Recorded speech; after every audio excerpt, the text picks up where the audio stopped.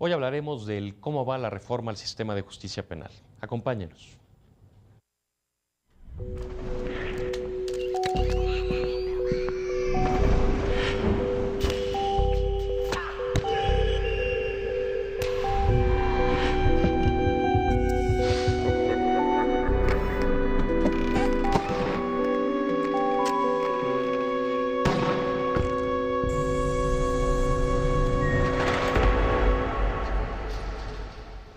¿Qué tal amigos y amigas? Bienvenidos a una emisión más de su programa Expediente INACIPE. En esta oportunidad traemos para ustedes un tema que hemos venido abordando en los últimos meses de diferentes puntos de vista, de diferentes perspectivas, y que es el tema relativo al sistema de justicia penal, a su reforma que se llevó a cabo en junio de 2008. Y hoy hablaremos sobre cómo va el proceso de esta reforma y temas aledaños a la propia reforma. Y en ese sentido, pues hemos invitado a una persona que sabe muy bien de lo que implica este tema, que es el licenciado Felipe Borrego Estrada.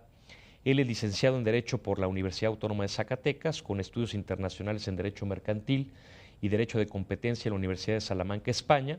Entre otras muchas cosas, en 1998 fue nombrado magistrado del Tribunal Superior de Justicia del Estado de Zacatecas y fue presidente del mismo tribunal de 1998 a 2004.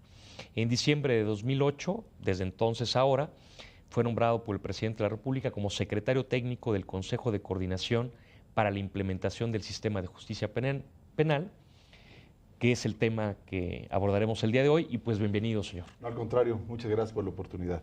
Gracias por aceptar la invitación. Y pues como yo comentaba ahorita en la entrada del programa, señor, este es un tema que hemos venido abordando en muy diversas ocasiones por la relevancia del tema, y aparte es un tema tan amplio que eventualmente muchas de las figuras que implica la reforma al sistema pueden ser abordadas de manera particular y ser estudiadas y debatidas. Pero la intención de platicar con usted, señor, que está a cargo de este consejo, del cual nos hablará un poco más adelante, bueno, es cuál es la visión de quien está implementando la reforma u organizando la implementación de la reforma en el país, cuál es su visión sobre este asunto. Entonces me gustaría, para contextualizar, señor, que nos hablara usted de cómo surge esta iniciativa y cómo finalmente se convierte en ley en junio de 2008. ¿Cómo no?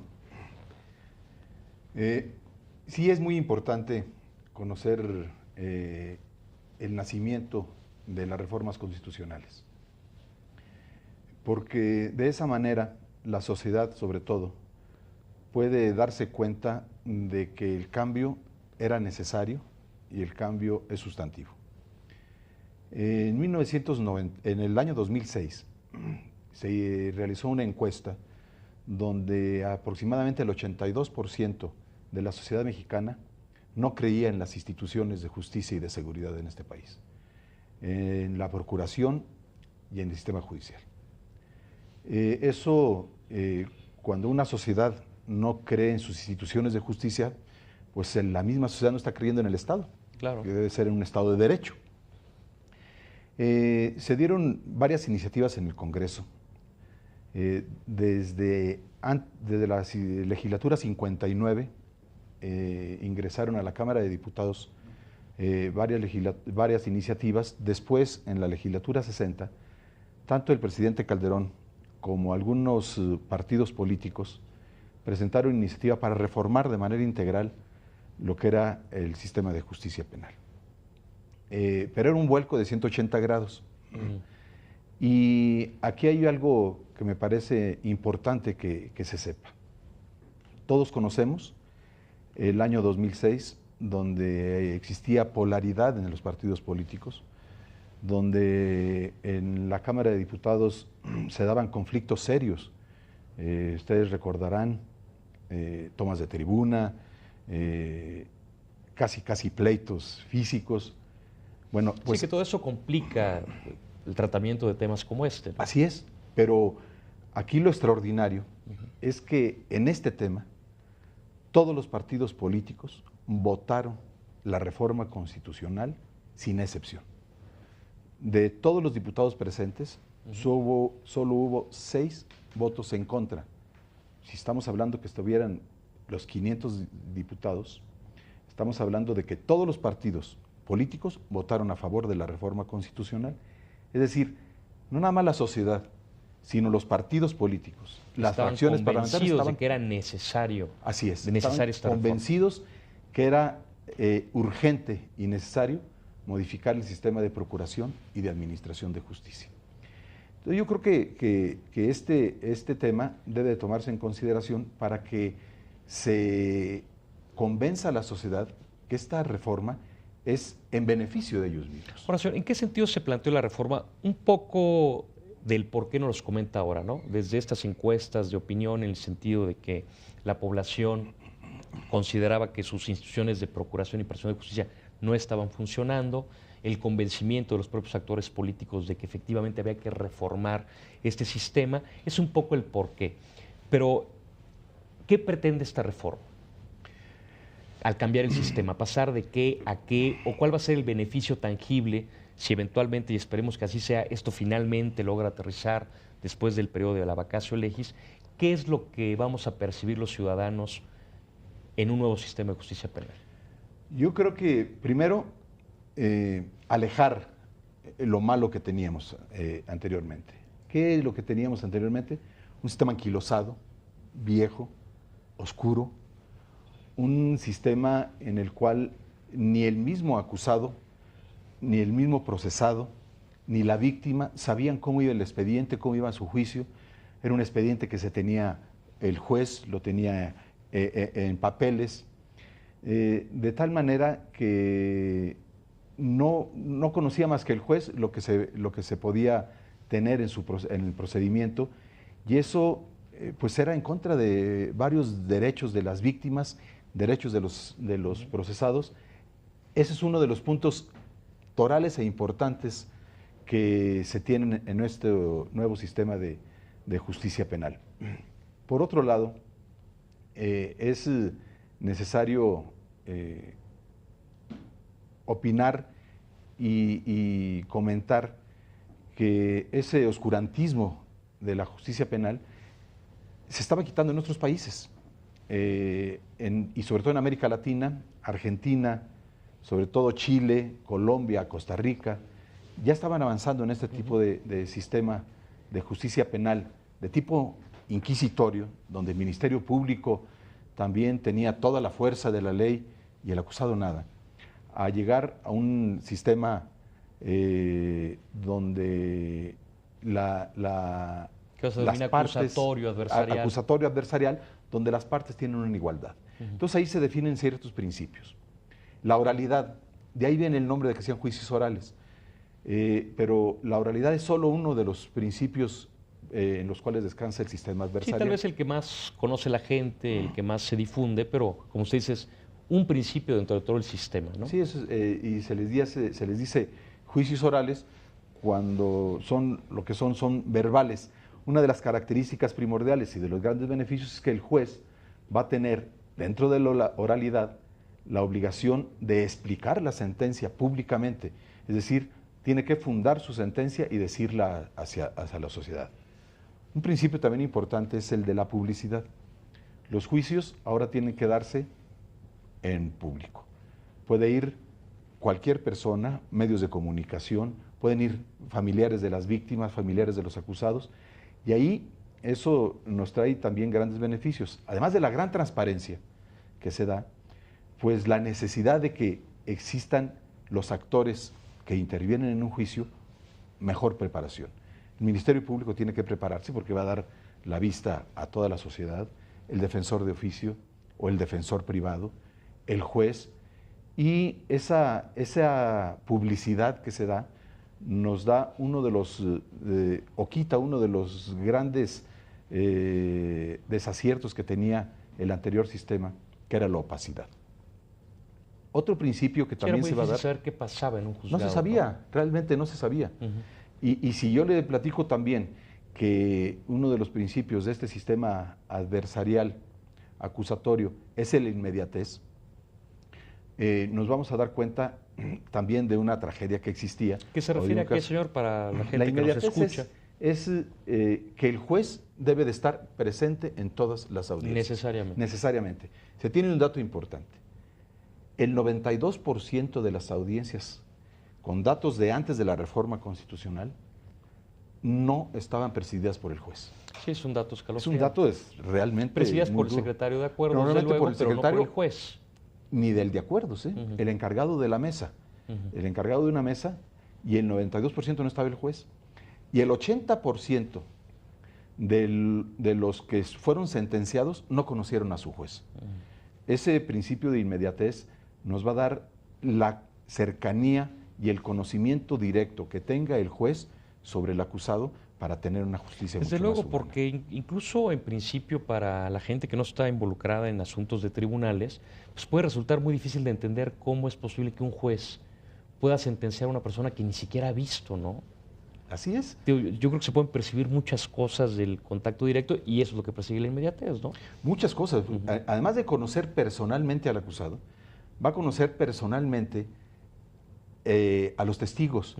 Y todos sabemos que en muchas ocasiones el modo de responder de los testigos o el modo de preguntar del fiscal, del Ministerio Público, el modo de preguntar o de repreguntar por parte del abogado, puede darnos pistas o indicios importantes de si el testigo está muy preparado o está diciendo mentiras, falsedades.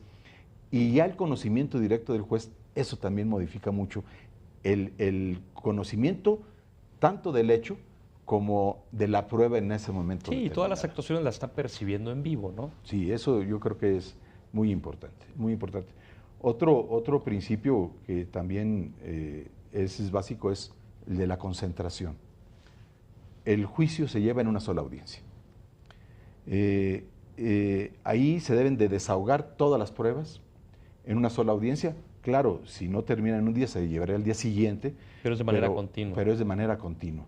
En la actualidad se lleva una prueba testimonial un día, al mes siguiente otro, a los 2 meses, hasta el extremo que el promedio de tiempo que se lleva actualmente en un procedimiento penal es de 26 meses. O sea, más de 2 Sí, años. porque aparte está sujeto, desde luego, a la agenda del juez, ¿no? A la agenda del juez. Que está además, o por lo demás, está saturada de audiencias. Y algunas veces algunas trampas tanto del Ministerio Público como del abogado de no presentar a un testigo, vamos a alargar la audiencia, dilatar de una manera mañosa, y con este principio se rompe, de concentración, se rompe con esa tendencia a alargar los juicios indefinidamente.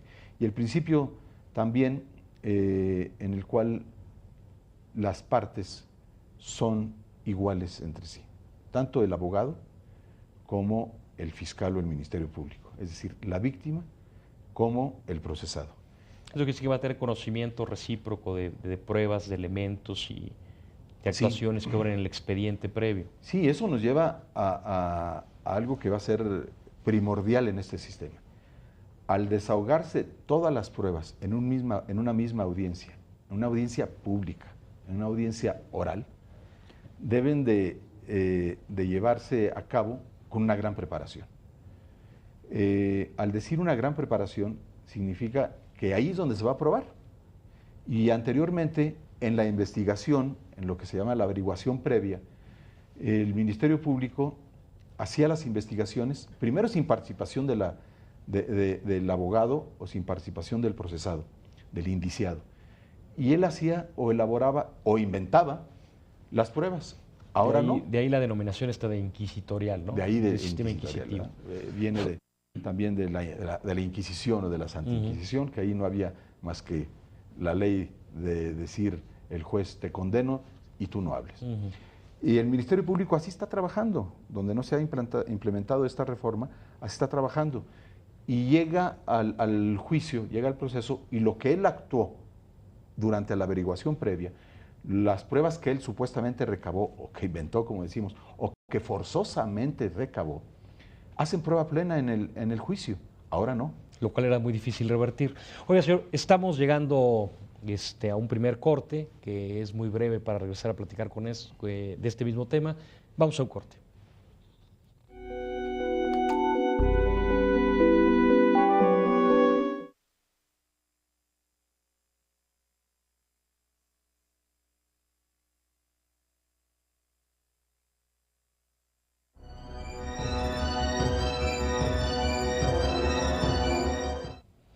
Muy bien, regresamos. Gracias por continuar con nosotros.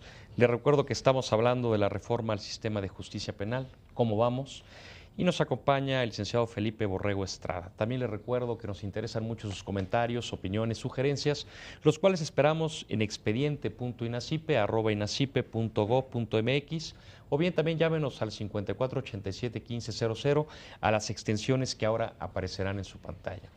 Y antes de continuar, quisiera poner a su consideración uno de los últimos títulos de la obra editorial del Instituto Nacional de Ciencias Penales, que son las actuaciones ministeriales en el homicidio de León Trotsky de Martín Barrón Cruz, profesor investigador del propio instituto.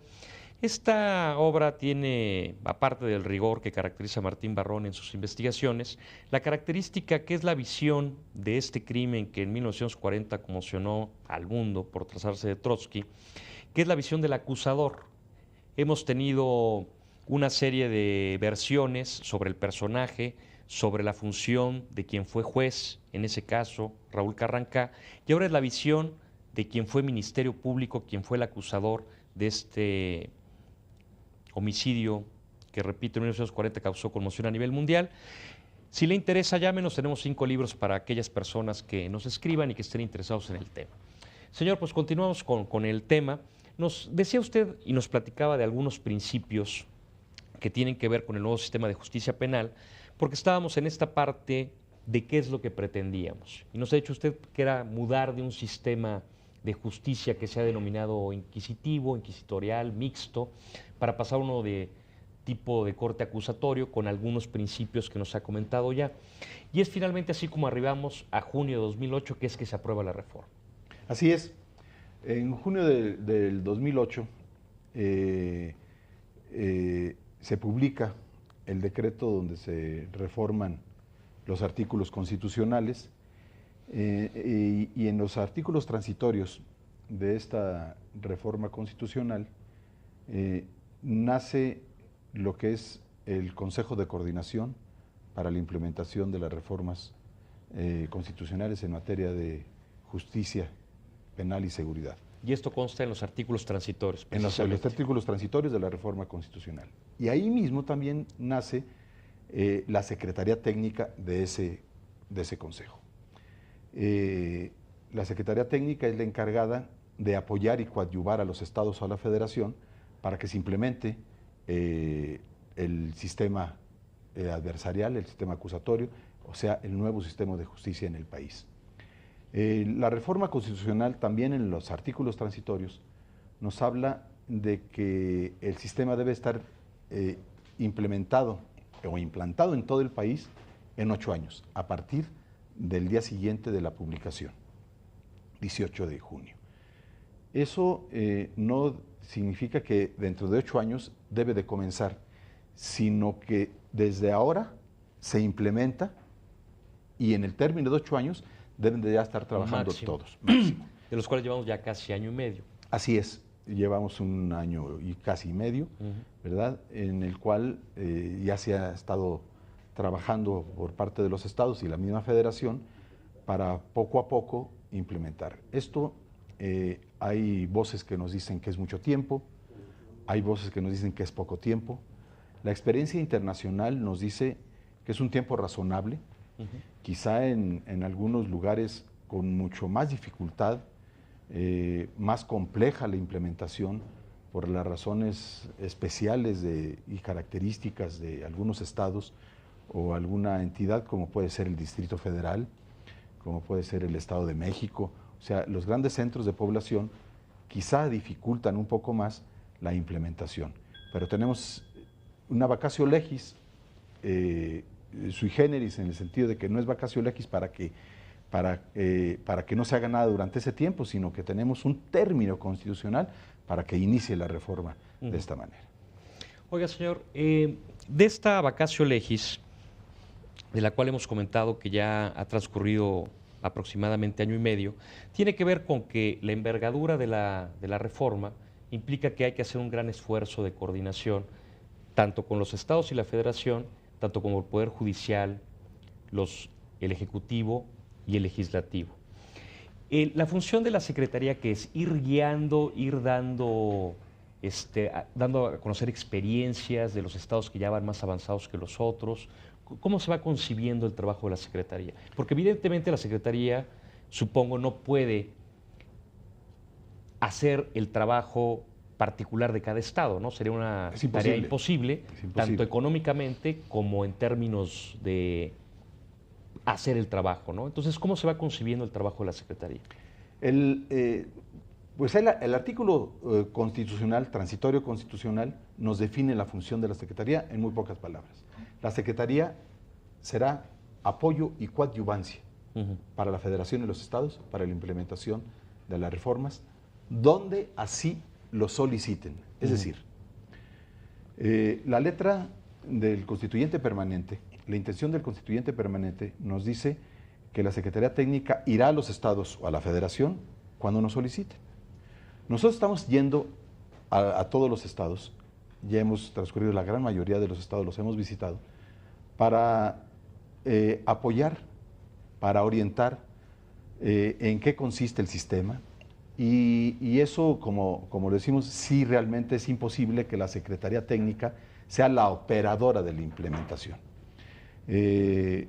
Entonces, primero se necesita la voluntad política del Estado. Hay estados donde... Ahora, esta parte de la voluntad política, señor, ¿cómo la mira usted?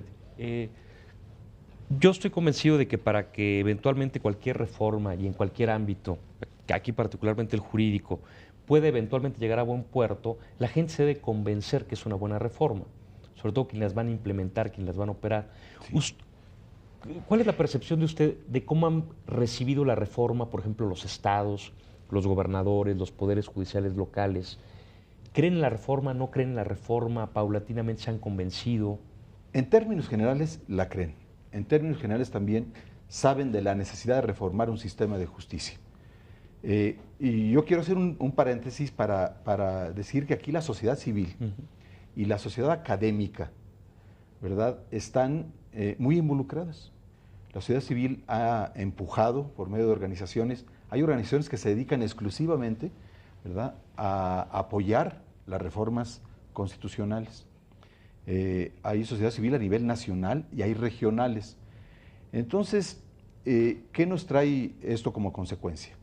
Que si la sociedad civil o más bien la sociedad no adopta esta reforma como propia, no la ve como necesaria, como conveniente, el éxito no puede ser tan rotundo, ¿verdad?, de que si no lo acepta o si lo acepta. Y los estados, hay muchos factores para que el gobernador o la gobernadora tengan esa voluntad y ese inicio. Por ejemplo, hay condiciones políticas en un momento determinado para que no se den elecciones para gobernador o elecciones intermedias de la legislatura de los estados. Eso impide el inicio. ¿Por qué? Porque también es necesario una infraestructura estatal y es necesario unas reformas a las leyes secundarias. Las leyes secundarias, la principal sería el Código de Procedimientos Penales, que se modifica de una manera sustantiva porque ahora la Constitución, en las reformas que se hicieron, nos dicen cómo debe ser el procedimiento a partir de que se implementa. De varios principios reforma, que ya nos comentaba algunos y que volveremos en un momentito más a platicar de otros. Entonces, en términos generales ha sido aceptada. No puedo negar que en algunos existe cierto escepticismo o algunos creen que es demasiado cara y piensan que todo es pesos y centavos. Y de esto se ha hablado mucho. ¿Sí es una reforma cara en el sentido de que haría imposible para algunos estados eventualmente llevarla a cabo? Bueno, aquí hay que ver dos vertientes. Sí es una reforma que requiere dinero, pero no todo es pesos y centavos. Sí hay que modificar instituciones, sí que hay reformar de manera importante y consolidar instituciones como defensorías públicas, como Ministerio Público, como centros de mediación. hacer los juzgados, las salas de juicio oral. El crear infraestructura material. Así es. Que básicamente son los juzgados y las salas. Las salas y parte del Ministerio Público ahora con lo que puede ser las salidas alternas, ¿verdad?, a la solución de los conflictos. Pero no todo es eso. Yo creo que este gran cambio que se da en el sistema es también un cambio cultural. El Ministerio Público tiene que culturizarse de manera diferente. Antes el Ministerio Público veía la averiguación y tenía la obsesión de consignar por consignar y conseguir forzosamente una sentencia además condenatoria. Ahora no, ahora debe de cultivar la conciliación, debe de cultivar los medios alternos, debe de saber que no va a consignar por consignar porque ya va a tener pruebas preconstituidas, sino, como decíamos hace un momento, desahogarlas en un momento determinado dentro de un juicio, dentro de una audiencia. Y en presencia del juez y de las demás partes. Y de la otra parte. Entonces, decía, no todo es dinero, sí hay necesidad de un gasto importante. Pero que no nos vayamos puede ser por ahí. programado de aquí a 8 años, ¿no? Sí, además. Incluso la reforma constitucional, señor, recuerdo que también en uno de los transitorios establece la obligación de los congresos, ¿no? Sí. De cada año establecer en el presupuesto de egresos del respectivo estado alguna cantidad de dinero para esto, ¿no? Es obligación constitucional que tanto la Federación, el Congreso Federal, como la legislatura de los estados deben de aportar en su presupuesto de egresos el dinero suficiente para la implementación de las reformas, y casi textual lo dice. Es decir, es una compartir el presupuesto. Entonces nosotros, volviendo a lo de la Secretaría Técnica, nosotros damos un poco la orientación por dónde debe de dirigirse la reforma, nosotros con la experiencia de otros países y con algunos estados que la implementaron y están trabajando desde antes que se diera la reforma constitucional. Y aquí es una instancia que pues, es inédita. Nunca existía una reforma de esta envergadura, de este calado, de tal manera que tenemos y debemos tener mucha creatividad y no pensar que todo debemos de hacerlo nuevo. Yo creo que en la etapa de implementación sí trae ciertos conflictos. En un momento determinado, cuando se implementa en un estado, pues paralelamente van a ir los dos sistemas, el tradicional, escrito. Sí, que necesariamente van a tener que subsistir, ¿no? Van a subsistir durante un tiempo, y eso sí es una erogación extraordinaria. Pero las salas de juicio, que muchos dicen que son muy caras, pues no. Nosotros hemos visto experiencias en estados donde muy dignas, con funcionalidad, son salas que pueden costar... Sí, o sea, que no implican una gran inversión. Yo creo que no deben de ser salas lujosas. Bueno, si un estado quiere tener salas lujosas con madera de cedro y con madera... Pues bueno, lo puede hacer, ¿no? Pero nosotros hemos visto salas austeras, muy dignas, muy prácticas, que ahí es donde entra la imaginación y también el concepto de que somos un país que además estamos en un problema de crisis económica. Y entonces el problema del gasto es en infraestructura, mucho en capacitación. Nosotros tenemos que gastar también, que es otro rubro fundamental. Fundamental. Es fundamental por varias razones. Una, porque tenemos que aprender todos de que este nuevo sistema es una forma diferente de llevar y hacer la justicia. Y aquí entra desde el policía, Ministerio Público, peritos, defensores públicos, defensores privados, escuelas, jueces, magistrados, todos los actores. Todos los actores. Nosotros hace unos días dimos un taller que resultó muy, muy positivo. Yo he escuchado voces de los que estuvieron participando, donde estuvieron abogados connotados de aquí de la Ciudad de México, abogados que llevan procesos importantes, donde fueron y estuvieron como alumnos ahí y realmente decían que era necesario este tipo de participación. Entonces, ¿qué están involucrados? Las barras de abogados, los colegios de abogados, y fue en una universidad.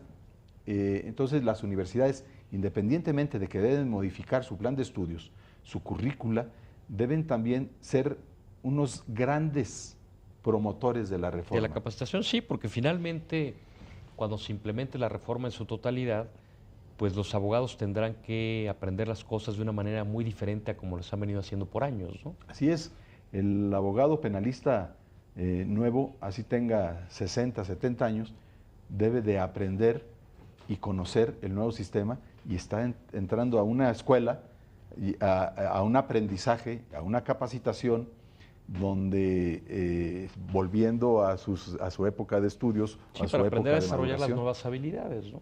se necesitan nuevas habilidades, se necesita conocer que el sistema es diferente y que las pruebas no tiene que ir él alimentar las pruebas constantemente, sino que va a haber un proceso determinado donde existe 3 tipos de jueces: el juez de control, donde dentro de lo que hoy se llama averiguación previa, debe de estar vigilando que se cumplan con la protección de los derechos tanto de las víctimas como de los procesados, el juez del procedimiento y el juez de ejecución.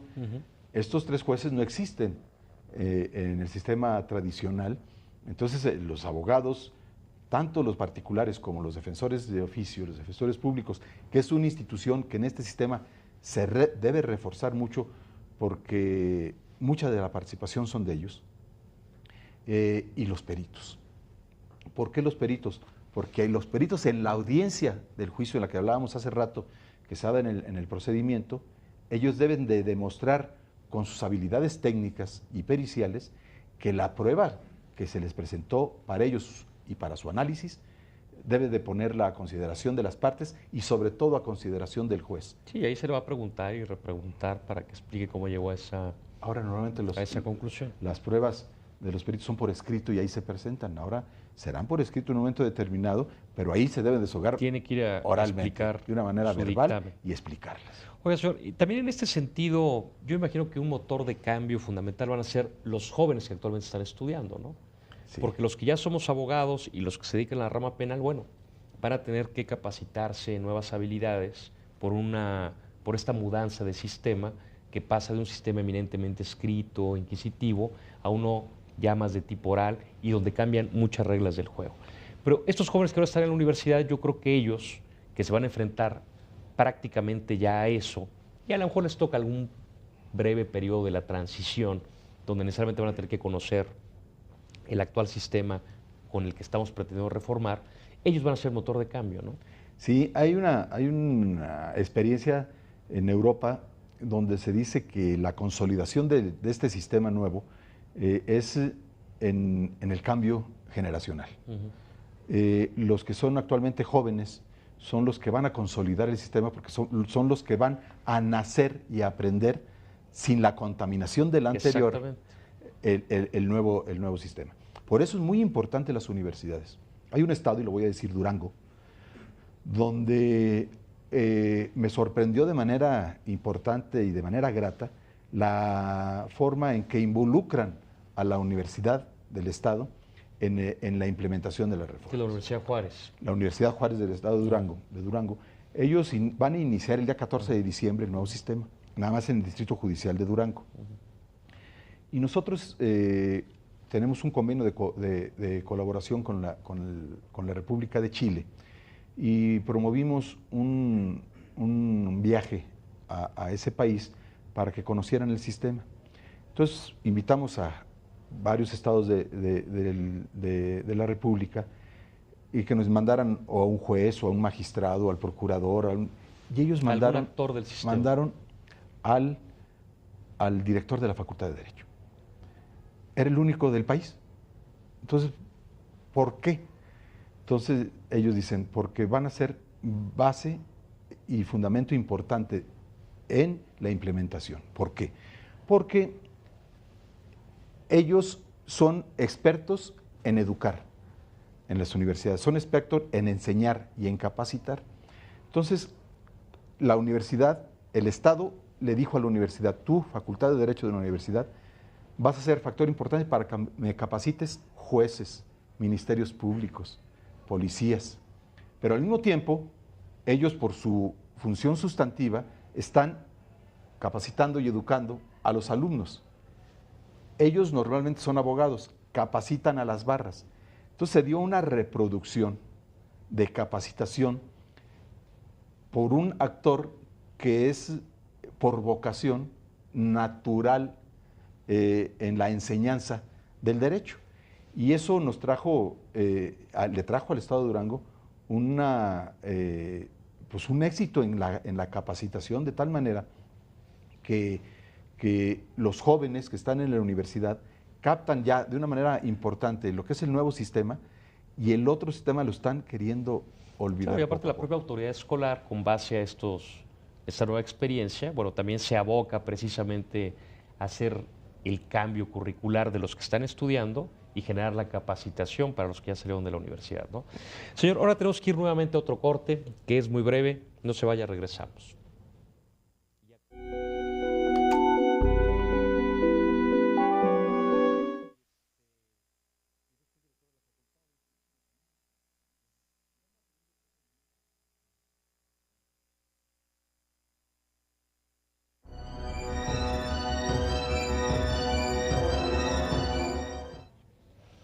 Muy bien, regresamos. Les recuerdo que estamos con Felipe Borrego Estrada hablando sobre la reforma al sistema de justicia penal, un análisis de cómo vamos en la implementación de esta reforma.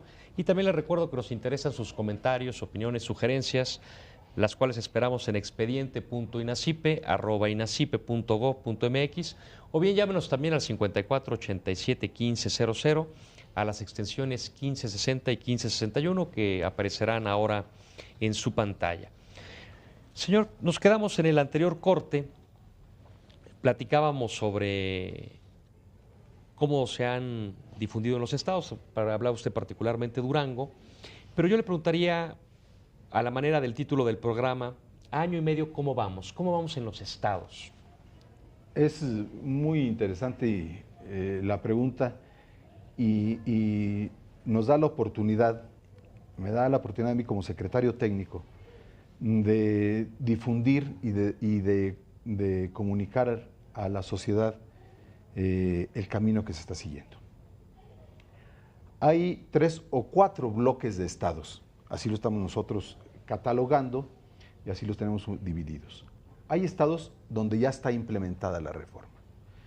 ¿Por qué? Porque algunos estados inician desde antes de la reforma constitucional. Muy señaladamente Nuevo León y Chihuahua, ¿no? Nuevo León, Chihuahua, Oaxaca, ellos inician antes, pero también inician cuando todavía no con un código procesal nuevo, Zacatecas y Morelos.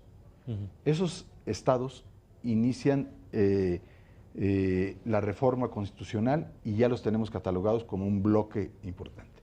Chihuahua ya lo tiene implementado en todo el estado. Es un estado que sí es referente nacional.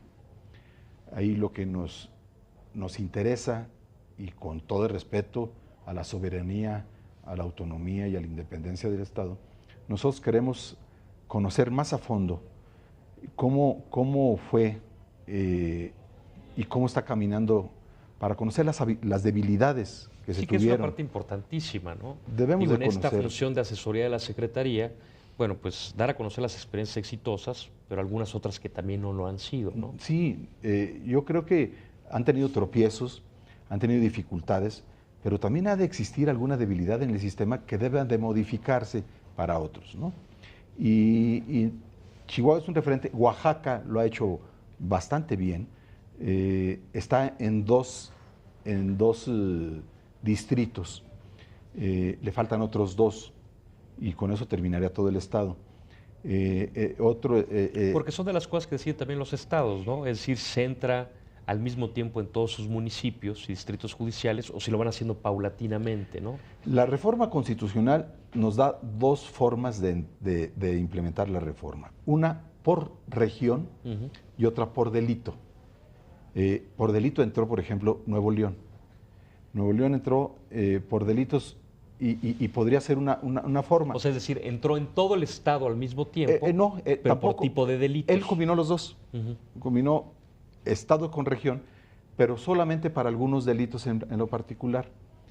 Nosotros estamos aconsejando que sea por región, pero nuestro Estado federal y la independencia y soberanía de los estados, ellos sabrán. Pero es el consejo que se da. Nosotros damos Porque aparte se va probando, asesoría. ¿no? Sí. El propio Estado va midiendo las debilidades y fortalezas de cada una de las... Nuevo León es un referente importante porque comienza por delitos.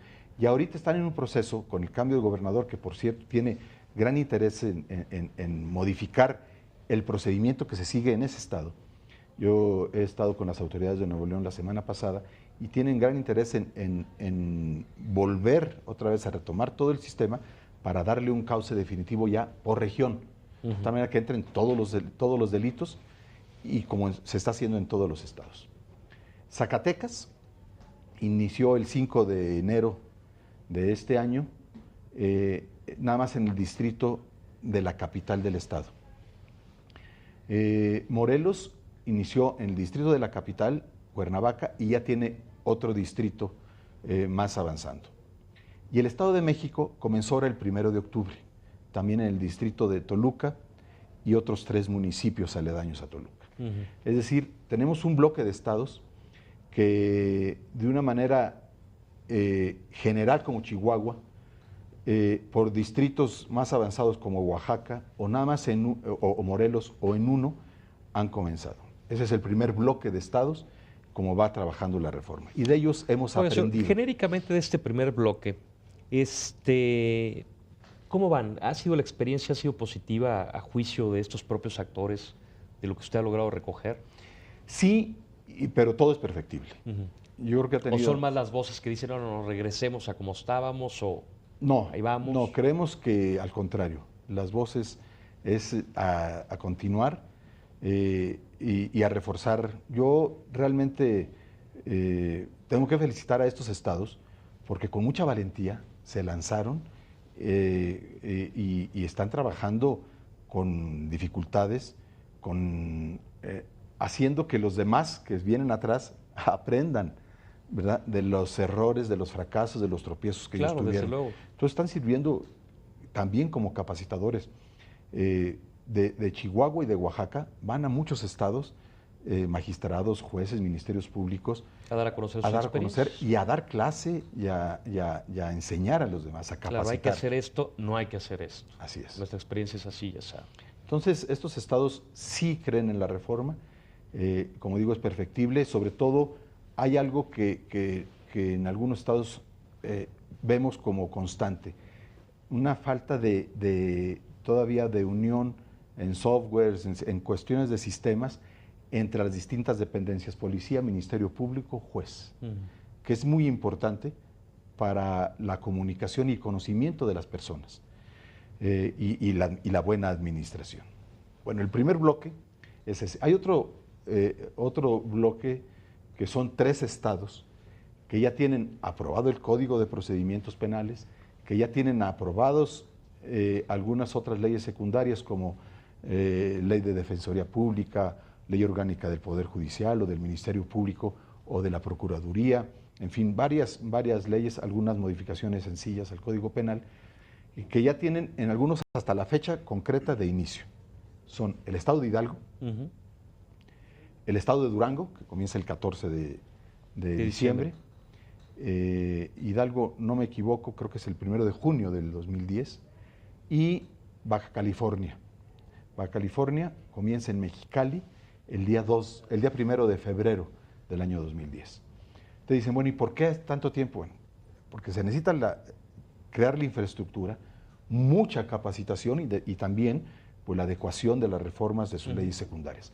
Nosotros creemos, tenemos la experiencia, los actores la conocen, de que desde el momento en que nace la voluntad política del gobernante y se crea normalmente una instancia poco similar a lo que somos nosotros aquí a nivel federal, en el Estado, para que sea el coordinador de la implementación, se tarda 1 año y medio en comenzar a implementar en una región determinada.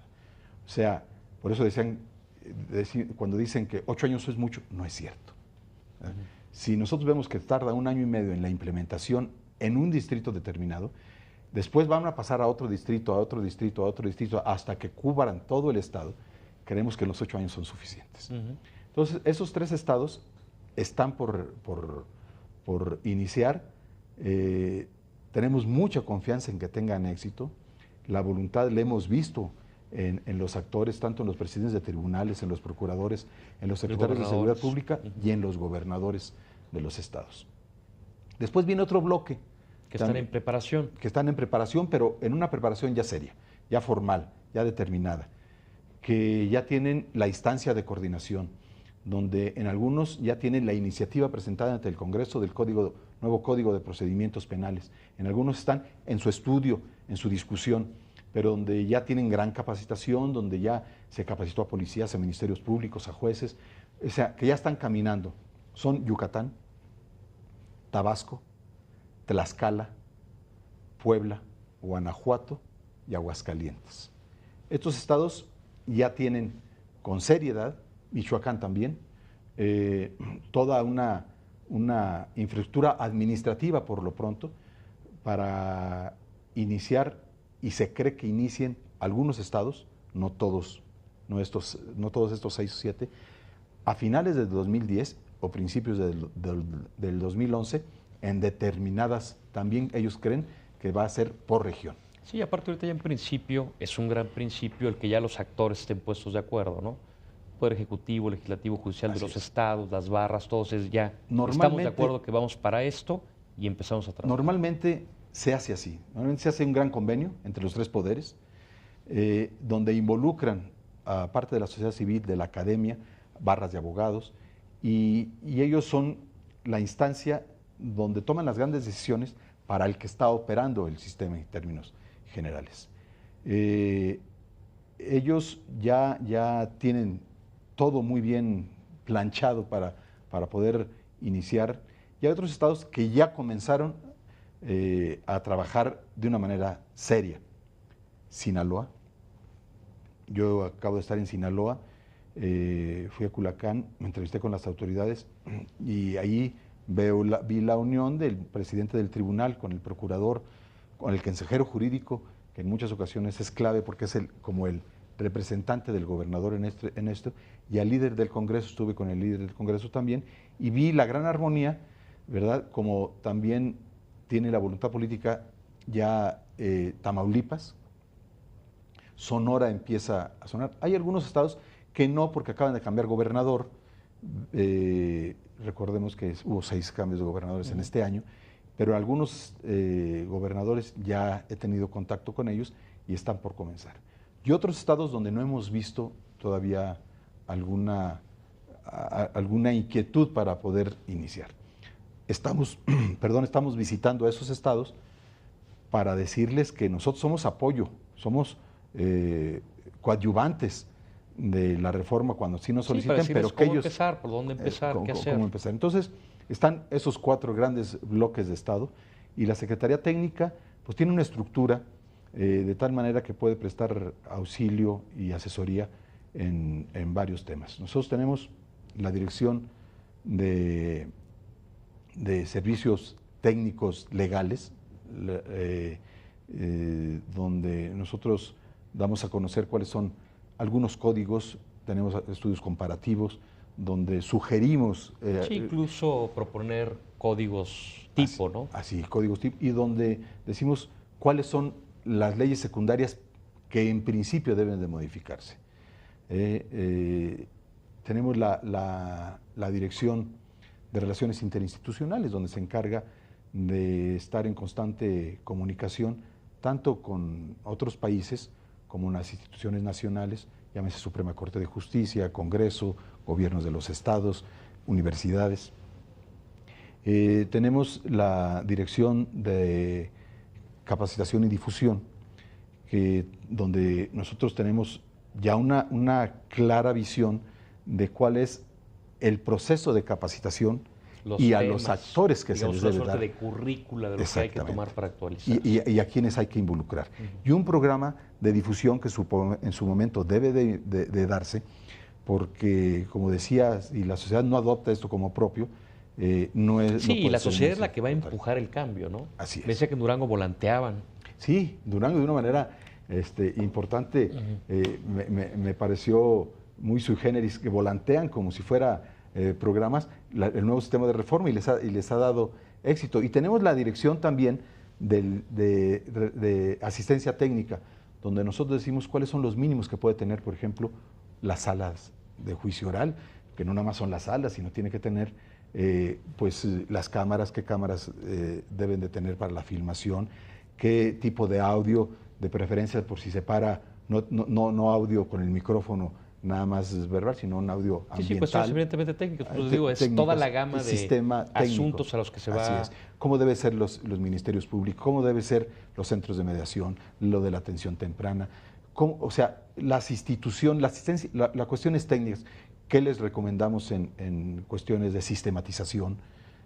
Esa dirección también es importante. Tenemos la de administración y presupuesto, pues, que nos administra a nosotros, administra el Consejo, y sobre todo vamos a tener la experiencia por primera vez de presupuesto de egresos de la Federación, cómo se tiene que distribuir. Claro, por supuesto. Oiga, señor, y en esta función de difusión está precisamente, se inscribe este ABC, ¿no? Que es una coedición del INACIPE y la Secretaría Técnica, precisamente para dar a conocer a la población Sí. en qué consiste el nuevo ABC. Por cierto, digo, quien nos esté viendo, escuchando, desde luego puede llamarnos al programa para hacerle llegar ejemplares del ABC. Sí, esto se regalan de una manera gratuita y se reparten a donde lo soliciten. Nosotros estamos, en los estados estamos llevando, es una edición como dice del INACIPE y de la Secretaría Técnica, donde da de una manera muy natural, muy llana, muy primaria, cuáles son los principios, en qué consiste el nuevo sistema de justicia penal. Hay caricaturas sobre el particular. Yo creo que es una herramienta importante para que la sociedad conozca. Sí, el ciudadano básicamente, no abogado, y se vaya puede adentrando. Entender Así cuáles es. van a ser los beneficios de esa reforma. Yo creo que esta edición va a ser muy importante. Está siendo y va a ser muy importante. Señor, el balance general, tenemos un minuto del año que cumplirá usted en diciembre de este año acerca de cómo va todo este proceso. ¿Cuál sería? Bueno, yo lo puedo nombrar como positivo. Nacimos con muchas dificultades, como es todo parto. El parto es un dolor, pero es yo digo una frase, el dulce dolor, porque además trae la vida algo, ¿no? Y este nuevo sistema pues, es un parto, es un dulce dolor. Estamos creando, necesitamos mucha imaginación, estamos tropezando, pero nos estamos levantando. Y si vemos la estadística de los estados que estamos comentando, hay 15 estados que están involucrados. Algunos ya con el sistema, otros con fecha, otros ya trabajando para tener una fecha. Si 15 estados en un año y medio están ya involucrados de manera activa, podemos decir que casi la mitad de los estados del país están ya involucrados en el sistema, más los que ya tienen alguna voluntad. Es decir, pues bueno, creemos que los años que nos quedan por llegar a los 8 de la implementación pueden ser el término normal para poder llegar a una reforma que la sociedad reclama y para que el Estado de Derecho vuelva a ser a reinar en la sociedad, y que sobre todo que la gente tenga confianza y credibilidad en sus instituciones, sobre todo de procuración y administración de justicia. Pues que así sea, señor. Yo sé que es un arduo trabajo, pero estoy cierto que llegará a buen puerto cuando todos hagamos la parte que nos corresponde y pueda estar celebrando en 8 años que todo el país entró ya a este sistema. Señor, pues yo le agradezco mucho su presencia el día de hoy. Al contrario. Desde luego a ustedes que nos hagan favor de sintonizarnos, de escucharnos, de vernos, y les recuerdo que tenemos una cita aquí el próximo lunes a las 7 de la noche. Gracias.